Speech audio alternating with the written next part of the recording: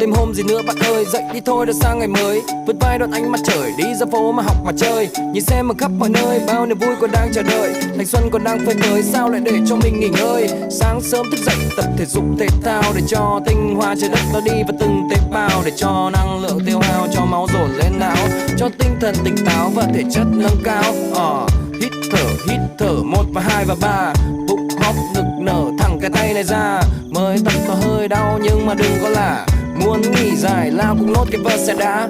Tập thể dục buổi sáng mình cũng tập thể dục buổi sáng, tập thể dục buổi sáng mình cũng tập thể dục buổi sáng, tập thể dục tập thể dục tập thể dục buổi sáng mình cũng tập thể dục buổi sáng. Dậy dậy dậy dậy dậy dậy dậy đi, dậy dậy dậy tập thể dục, dậy dậy dậy. Bạn muốn có vòng ma nảy nở và săn chắc các bó cơ, bạn muốn có một thân hình đẹp nhưng mà bạn lười thì